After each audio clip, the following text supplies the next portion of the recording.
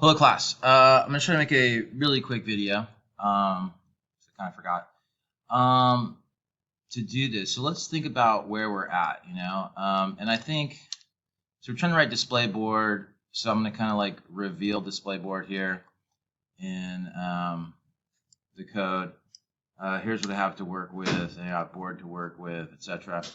The thing is, on top, if you look at this, I know what n is, right? I'm sort of given the parameter. Now I'm walking to a situation where I have a board to deal with, but I don't really have a variable which is telling me how many rows are in the board or how long the board is, etc. So this is a really nice line right here, n equals laying board. So now I know how many rows are in the board, because at this point, the board can have 3 rows, 4 rows, 5 rows, 9 rows, right?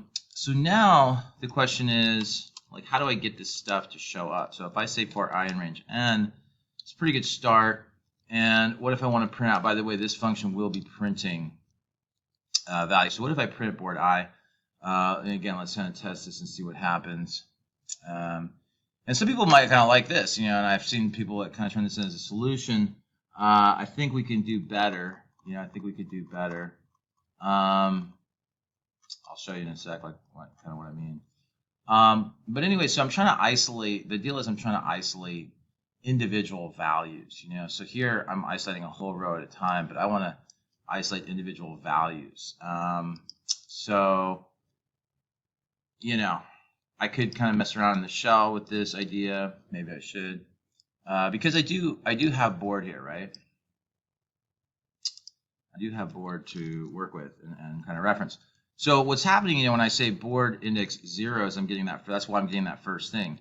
Well, how do I get the 15 out of that? Well, it's the 0 element in the 0 element, so to speak. And then I'm looking at 0, 1, and then I'm looking at 0,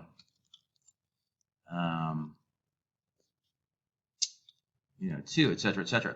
So really, and if you kept doing this, you could kind of see the vibe. The vibe is like, in that first for loop, what's happening is you're getting board index 0, you're getting board index 1, you're getting board index 2, you're getting the that loop action occur, on that first level. Well, if you look at this thing here, it's like, well, I don't want, in the beginning, I don't really want that loop action to occur on the first level. I want that loop action to be occurring on the second level.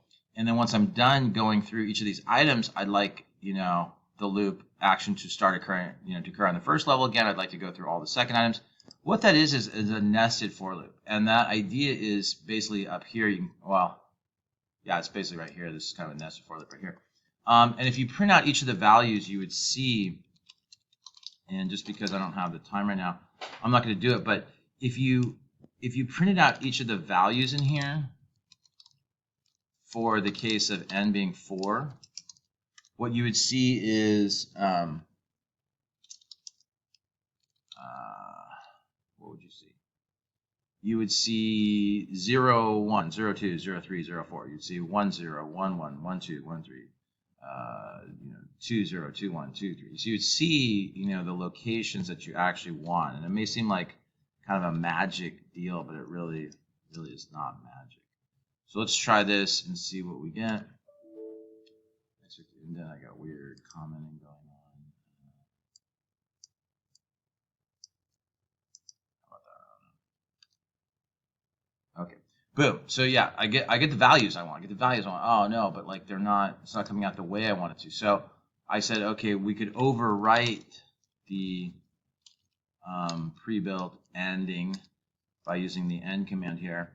And so I'm going to say, instead of getting a new character in each line, let's give me a spacer. Okay, well, great. So now it's all on a single line, right? Then the question is like, well, where do I want to introduce the new lines? Now, when do I want to make it go to the next level? And it would be when I'm done, right? When I'm done iterating through each of the rows, that's when I wanted to make it go to a new line. So when am I done iterating through each row? This is what makes me iterate through each row, right? This is what's iterating through that sort of second index. So when I'm done with that, I'm sitting right here, and really all I got to do is print out, just have a print statement, because it has that sort of new line sort of built into it. So boom, oh, looks good, looks great. Oh, unfortunately, those single-digit characters are not lining up with the double-digit characters, right? So, so how about this idea here that I got for you, which is, how do we, specify that we're talking about a single-digit value? Well, um, it's a value less than 10, right? How about that idea? It's less than 10. So if the value is less than 10, how about I print out, I want to kind of introduce a space before the value, So a couple ways you could do that. There's not just one way. You could do a string, you could do whatever. What I just chose to do is, like, if you have a string, a comma, and then a variable, Python's going to like kind of give you a space right here. So by having an empty string and a comma, it's going to put a space in front of the value. And so that's what I chose to do if it was less than ij. Otherwise, I just printed out the value itself. And so that is pretty nice. There is one thing I guess I did not consider, and that is if this is 0 itself, right, we just wanted a space, right? How about we print double space? How does that sound? And then let me turn this into an elif, because otherwise 0 would kind of fit into both conditions. But now I feel pretty good. I feel pretty confident. And I like what I see. I like that result. I'm going to live with that result for right now. If you want to kind of modify or tweak it to make it a little different, you can. But I like that result. And what's kind of cool about that is if you look at the rest of our function, you'll see that display board gets called again. And so that's the thing. Like, I don't want to be calling make board every time. I don't want to make the board every time, but I do want to display what's in the board from time to time. And you may say, well, it's only called one more time, but actually it's in a while loop, so it will be called a lot. All right.